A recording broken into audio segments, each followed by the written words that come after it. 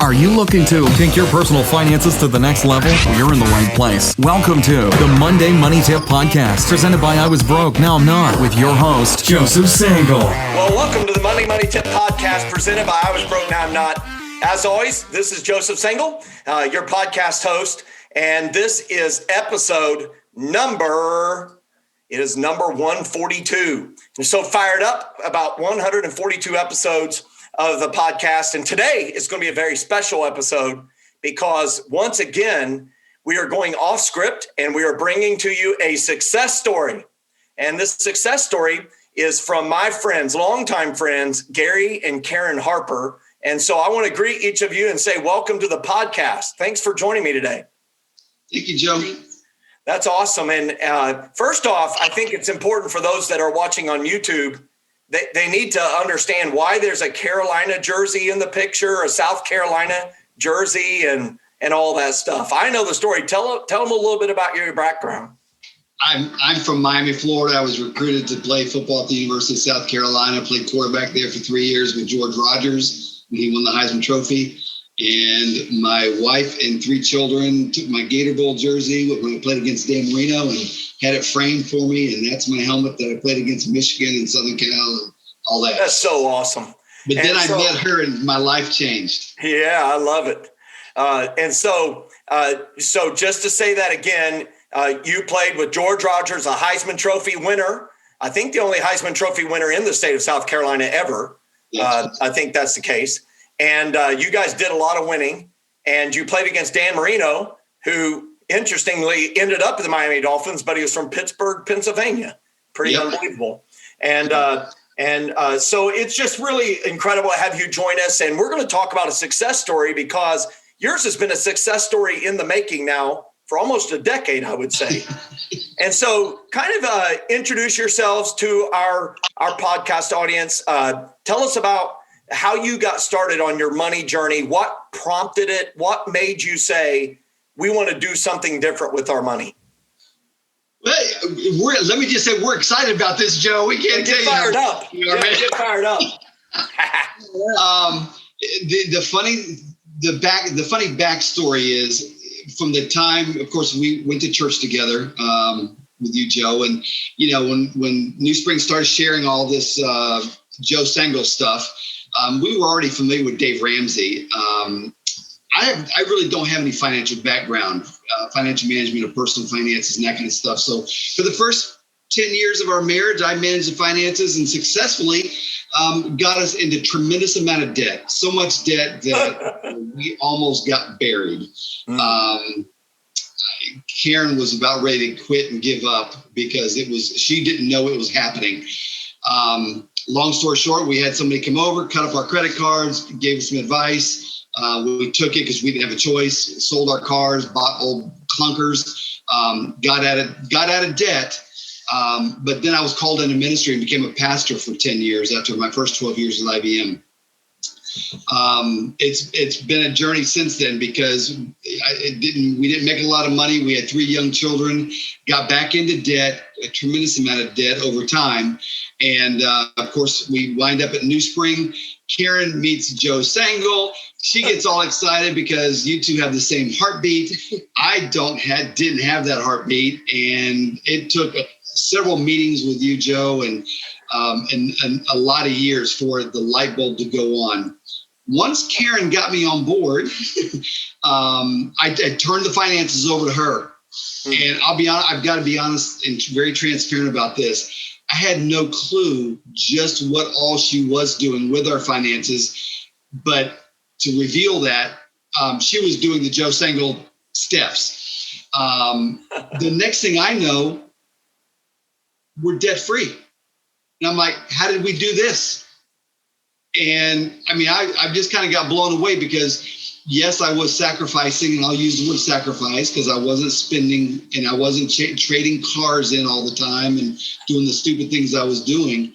But 3, 4, 5 years ago, that light bulb went on that look what my wife has done. Yeah, that's amazing. So that's a big story. So I want to unpack that a little bit. So Karen, I want to hear from you here. when did you first hear me speak? Did you come to one of the financial learning experiences? What was that first exposure? And, you had what I call at some level a non-participating spouse who's not fully fired up about it. And I used to be that non-participating spouse, so I really identify with Gary. Like, tell us about how you kind of had a catalytic moment and when you knew this was working, like when you knew finally you're in lockstep on this. It was about 2005, I want to say, at New Spring. And I heard about you at New Spring. And so I came to one of your seminars. And then I think the next one, I brought Gary with me. Actually, no, you didn't come with me. I set up a meeting with you and brought him. He was willing to come talk to you. One-on-one. And when you started drilling him and asking him, blank questions, he just started revealing things. And as he was revealing it, he realized this is terrible.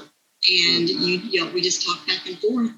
And he jumped on board after that. He was ready to live the life, to be able to get out of debt and then live like no one else. One of the verses that I love so much is Proverbs 15:22, and it says, plans fail for lack of counsel, but with many advisors, they succeed.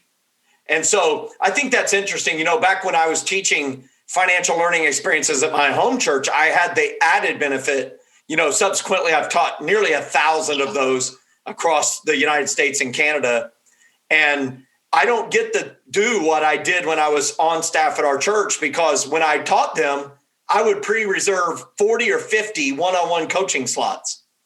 And so that's what prompted the ability to sign up to meet, because I know that individuals in a group setting can't get their individual questions answered so much. And it's also awkward because it's called personal finances. It's personal. And so you set up a meeting, Karen, it sounds like without Gary, approval, without talking to him first, and you came home and you introduced to him that I went to the seminar and we're going to go meet with Joe. You just hit nail on the head. We are going to that meeting. So you weren't asked, you were kind of voluntold. No, that's very true. But I'd already known how badly I had screwed up our finances, and she took it over, and it didn't make me any less of a man to let her do that. The one thing I will say, just to take off to what you just now said, Joe, you don't have to have a lot of different financial advisors. If you find one godly financial advisor that will take you down the right path according to God's word, and listen, it's kind of like, I don't want to say obeying God. That's all God wants is our obedience. Yeah. I just needed to get to a point where I was willing to obey and do what I had to do for us to make this happen. And so I sat in those meetings with you, and I think we had several of those meetings kind of spread apart. I know I always ask for a meeting 1 month later and then another one maybe a couple months later, just because I know it takes a while to form that new good habit. And so we prepared a budget. We looked at the debt. We calculated your debt freedom date. And when you saw your debt freedom date and you saw that number, did that shock you how much debt you had, or you already knew that number really? This time around, we pretty much knew what we had. Yeah. And the number was high, or was what it was. And we've got those forms somewhere. We had it with Whitney, but there were a lot of moving things. I mean, our kids are 37, 35, and 33 now, and we got 8 grandchildren. So between the college, paying off college, paying for weddings, enjoying grandkids, the date became a moving target for us. Right. When we met with you, there was one date, and we were reaching toward it, but then we kind of fell off the wagon a couple of times. But it was for good things. It was to help our kids through college, weddings, and a couple of other things. Not terrible things. And then there might have been a car that happened after that. But then we got back on track. We got back on the wagon, got back on the truck, and I think that's a really important point that you bring up, Karen, because I think a lot of people when they calculate their debt freedom date, they kind of feel like it's going to be a straight line to get there. I'm just going to do the debt snowball. Nothing wrong's going to happen in my life that's going to cost me money. No one's going to get married. Nobody's going to get sick. No job loss is going to happen. Yet, that can happen.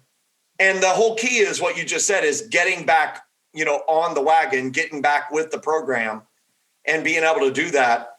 And of course, one of the things that happens is the longer we draw out our debt freedom journey, sometimes we find out that things catch up with us. The car we were paying off actually wears out. The thing in the house actually wears out. And if we don't get really focused and get rid of all the debt, we'll end up not ever getting there because we're constantly having to replace things that are just wearing out in its natural life cycle. Did you encounter any of those things? You mentioned things like weddings and college education, things like that. Did you have anything die at the house or cars break down or things like that? We obviously had 3 weddings. We got 2 sons and a daughter, but we helped, pay for wedding stuff. And of course we paid for honeymoons and all that. I mean, we wanted our kids to be able to get started off on the right foot. So there were things like that we did that we didn't have to do, but we wanted to do and could do. That as we looked at it and evaluated it, it wouldn't put us too far behind, but we always stayed on track with what the objective was. One of the things, and we talked about this prior to this discussion, our emergency savings fund has saved the day for us. I don't know how many times over the years, whether it was having to buy a new car and pay cash for it, which we've done, whether it was being surprised at tax time and knowing you owe $4,000, but you don't sweat it because you've got it. We've had numerous things that have popped up. Nothing really major house appliances wise. We've been fortunate with those. I think maybe a refrigerator. I think our refrigerator one time. But if you don't have money saved, if you don't have an emergency fund and the refrigerator dies, it's a calamity. I mean, Joe, I cannot tell you how long it has been. It's been quite a while since we have worried or gotten uptight or fearful over finances. It just hasn't been an issue. It's not an issue because we're debt free. So I think that's just amazing. And I just want to make sure our listeners understand that and kind of marinate in that fact.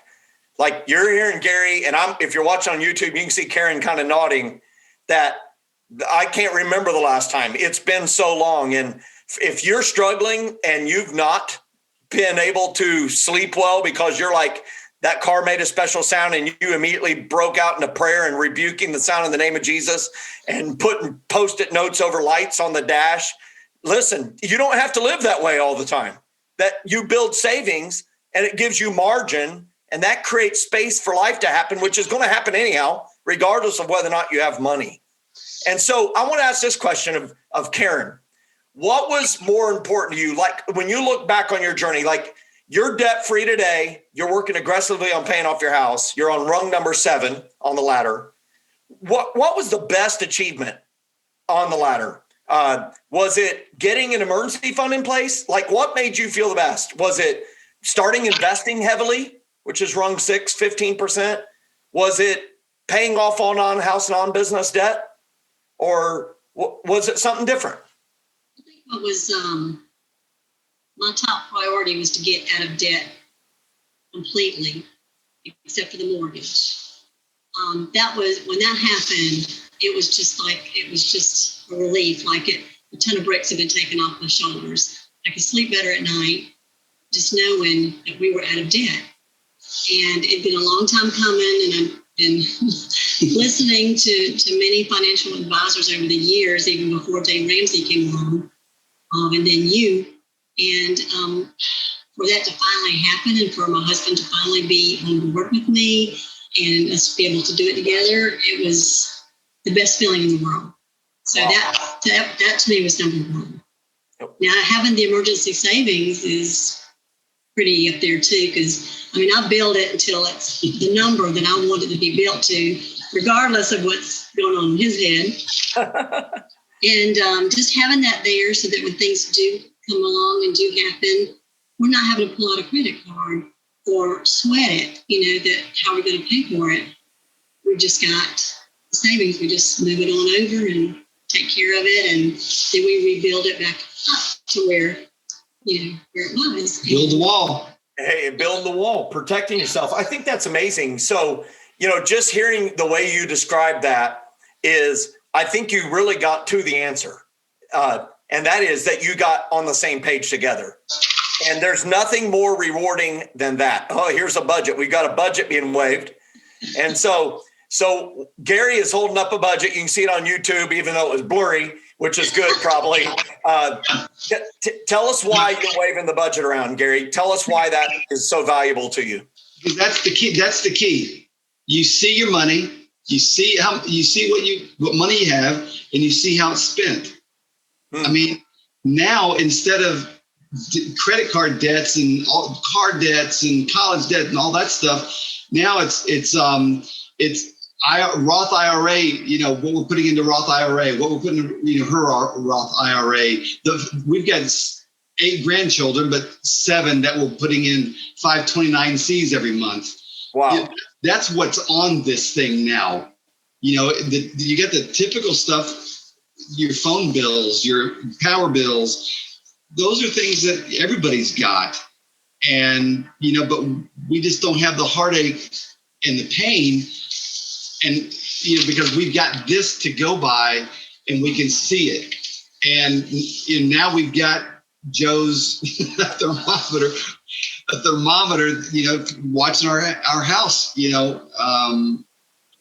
principal go down, and in 3 years that'll get paid off. And then that's amazing. So let me ask you this question. I just heard you describe that, and it triggered something that I heard there. I want to repeat it back. You said it used to be debt payments in here, but now it's Roth IRA, which is preparation for the future. But then I heard 529s for 7 of our 8 grandchildren. And what that is, it moves from me to we to the greater us. Like, you're getting to invest in things that are so much greater than just sending it off to a bank. Tell me what that feels like to know you're helping those grandbabies. And again, I started this to celebrate Karen's 60th birthday, wanting to talk to you and thank you for what you've done.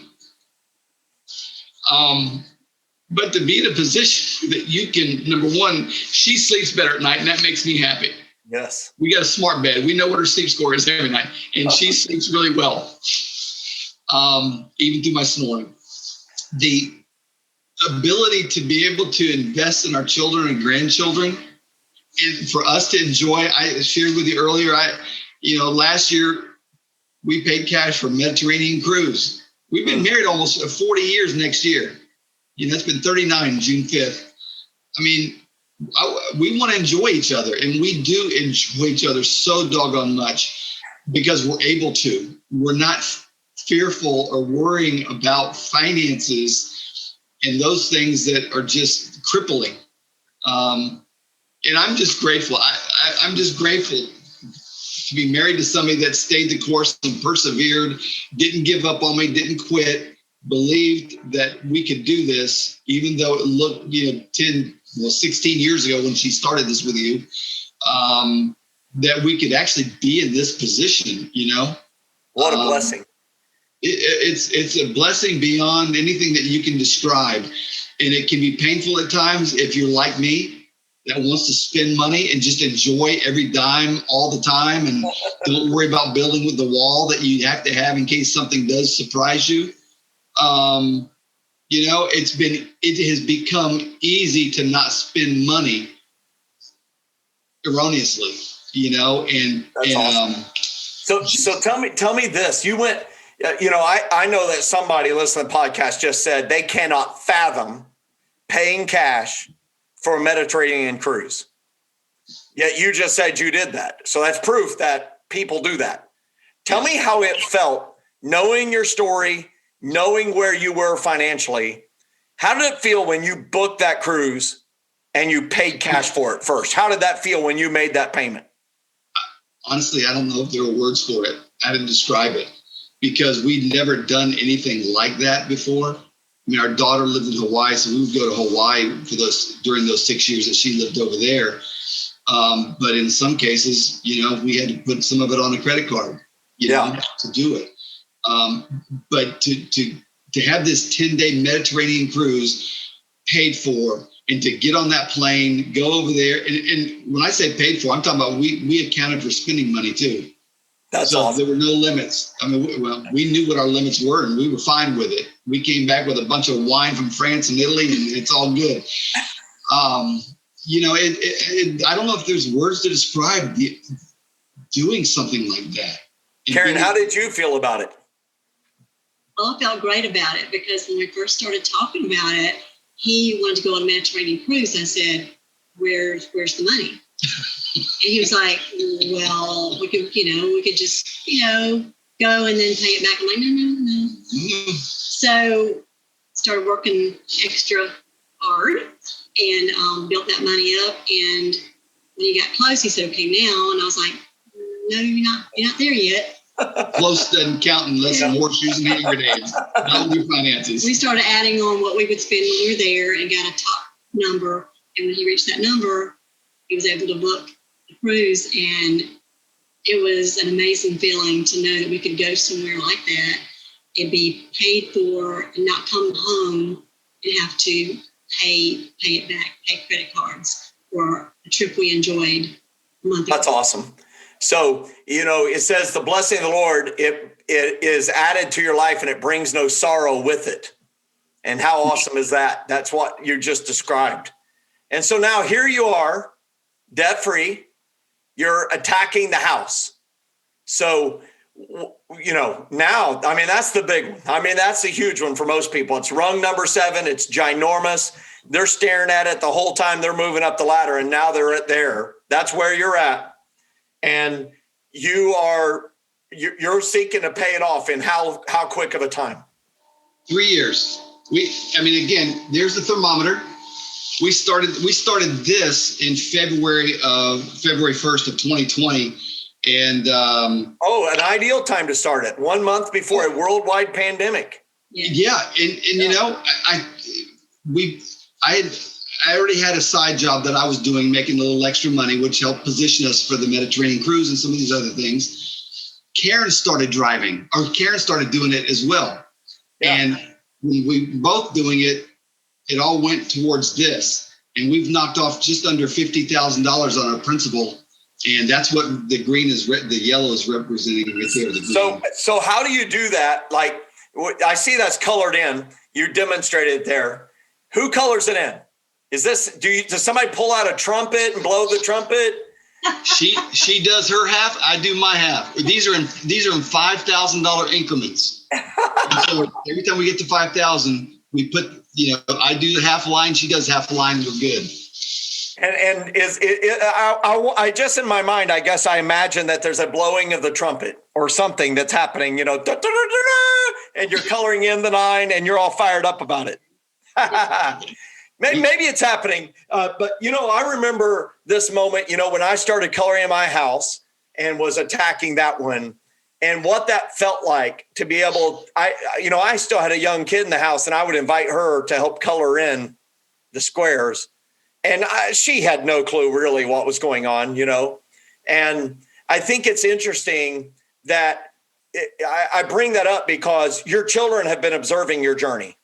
There's no way, I can't believe, based on how you're sharing this openly and your success stories and the challenges, that your children have not been informed of mom and dad's journey. So tell us about that. There's for us, this is probably even the greatest blessing, Joe. Our oldest is 37. He's married, 4 children. Our second son is 35, married with 2 children. Our youngest is 33, our daughter, and she's married with 2 children. All 3 of them are debt-free except for their house.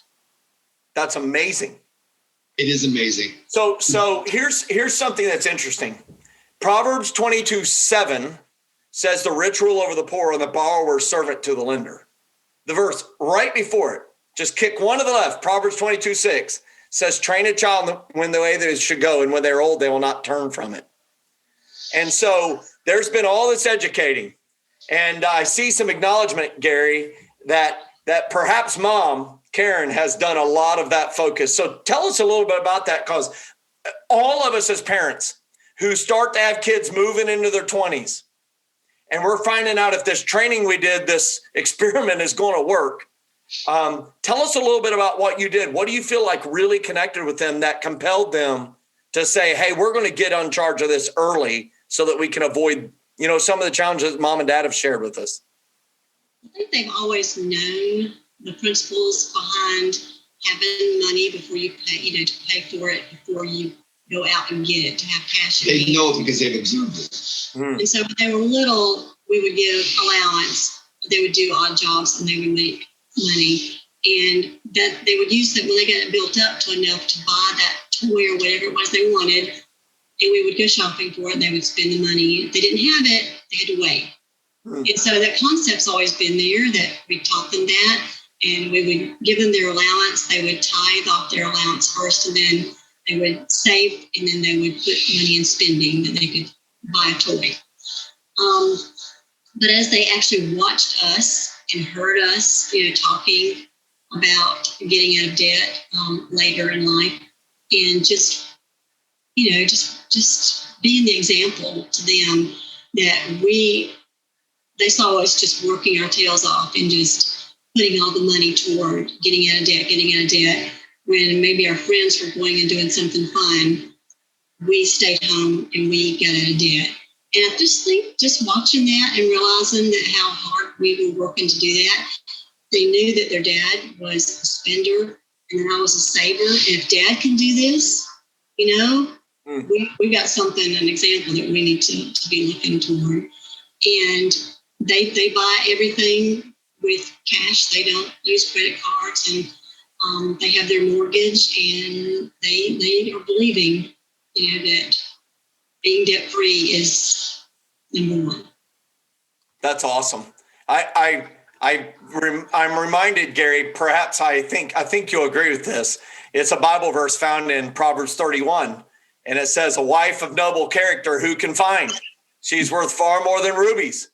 Her husband has full confidence in her and lacks nothing of value. She brings him good, not harm, all the days of her life. And that's what I just saw represented over the course of this conversation.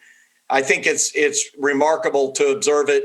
I encourage everybody to actually watch this episode on YouTube, just because I can see that I think, I don't want to put words in your mouth. I want to hear what your thoughts on this. Have you found that it's strengthened your marriage, going through this together, having walked through the fire together, and now having come out the other side? I'll let Karen answer first, then Gary. It definitely has strengthened it, because it was hard in the early years. Because I've been a saver since I was a little girl. Everything went in the piggy bank. I didn't spend my money. I saved it. I was able to pay for our wedding because I've been saving for years and years and years. And it was hard at first because he would spend every dime that hit his pocket. It was like there was a hole there and it just fall through. And it just really was really hard to be able to have that connection, that real connection there. And when he started being on board and seeing that it meant a lot to me, and he cared that it meant a lot to me, that he would come to visit with you. And then he agreed to start the debt freedom journey with me. That just took such a load off me, and it brought us closer together. And the payoff has been what you thought it would be. You have freedom of debt, and you're 3 years away from paying off your house, Lord willing. Exactly. Gary, what's your thoughts? Wow. I've already said, I'm just so grateful, for a lot of things. There's been a lot of fires over the last 40 years. Marriage is really, really, really tough because you get two radically different people. We are polar opposites in almost every way. But I've watched going through the fires that we have gone through, really strengthen us. We're best friends. We do everything together. And it's just an extraordinary blessing. The one thing I will add to all of this, Joe, is from the day we got married, from the day we started dating, she got saved while we were dating. But we have tithed every week, every month, every 2 weeks, whatever, we have always tithed. And we've always said this to each other, that we believe that God's faithfulness has been extraordinary to us because we have tithed, even during making stupid decisions, making bad choices. God has been faithful to the tithing. We've just, that's one thing that we have never wavered on, even when we didn't have enough money to pay the bills. And then we had to call the guy over to cut up our credit cards and, share I a like lot. that you had to call someone else. You must not have had scissors around the house. That was, the real blow happened to us in 1989. Again, we've been married about 9 years. And, that's when I got exposed on finances. And it was very humbling, very humiliating for me. But it was at that time that I turned over the finances to Karen. She got us, of course, I got called into ministry. We got totally out of debt. And then it was, if she wasn't managing the finances, I don't know if those 10 years when I was in full-time ministry, we would have survived. In 99, God gave me freedom to go back into business, and we've done just fine in terms of making money. But still, it's a matter of tithing and managing the way you spend. Joe, to this day, I don't ever have a dime on me, ever. Because if I did, I would spend it. And I'm okay with it. I'm okay not having any money. That's awesome. A credit card, a debit card, let me rephrase that, a debit card that she allows me to buy gas with. There we go. And other than that, I never have any money on me. And you know what? I haven't suffered one bit. I haven't. I'm as fat as ever. I'm healthy. I'm. Praise the Lord. There's a great lesson that's to be learned here for us spenders that are listening to the podcast. And that is this: you have to put barriers in place that work for you. You can't go look at what works for your buddy or your friend. You got to put in a barrier that works for you. And for Gary, he took the cash out of his pocket. It just can't be there. It catches fire, or as Karen said, there's holes in the pockets. It just disappears. And for me, I use cash envelopes, but I had to put the debit card and the credit card away, because even if I was using the debit card, I still spent the money. I mean, it came out of somewhere. So my money disappears by the 7th of the month, and then I wander around broke all month. The rest of the month, I'm in here scraping together coins out of my coin thing here. And they're like, "What are you doing?" And I'm like, "I'm going to go buy 2 tacos at Jack in the Box for 99 cents. And they're looking at me. Obviously, our leader is obviously winning with money here. But I know I have to do it, because if I let myself go do what I want to do, we would still be broke. We wouldn't be talking about this stuff at all. And so, man, I really appreciate your taking time to share your story and sharing it with the Monday Money Tip audience. If you had one thing you would want to share with all of them as we close here, what's the one thing you want them to catch? It doesn't matter whether it's the husband or the wife that has the financial sense about them. Whichever one has the financial sense, the other one just needs to listen and get on board, because it's literally life altering, Joe. It is life altering. For some, finances break up marriages. For us, in many ways, it has kept us strong. I think it's important for the husband and the wife to both be on board and to sit down and have a monthly meeting and go over the budget, because there might be something coming up that he wants to spend some money, for, and we can, write that in the budget. So we both need to be there, so there's no surprises at the end of the month. Something comes up and I forgot to tell you about it, but I need money for, whatever it is. 2022, 40th anniversary, Alaskan cruise is happening. Come on. I love it. That's awesome.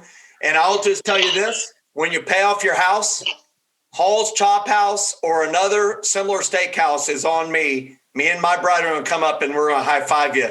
And we're going to have a celebratory dinner together. Sound good? It sounds good. If you're going to join us, yes. I'm paying for it. I'm joining you and I'm paying for it. So I want to celebrate with you all. I'm just going to pre-celebrate in advance here. But hey, when you guys achieve it, would you come back on the podcast and share the lessons you've learned as you paid off your house? Absolutely. Absolutely. We'd love That's to. awesome. I can't wait. Thank you so much for taking the time to share your story, being vulnerable, and just sharing, all the miracles that have taken place. It's an amazing story and grateful for each of you. Joe, I was broke. Now I'm not. Come on, get fired up. Have a great day. Thank you, Joe. Thanks so much for listening to this episode of the Monday Money Tip Podcast, presented by I Was Broke, Now I'm Not. If you enjoyed today's episode, please leave a review and subscribe. And for more great content and to stay up to date, visit iwbnin.com. We'll catch you next time.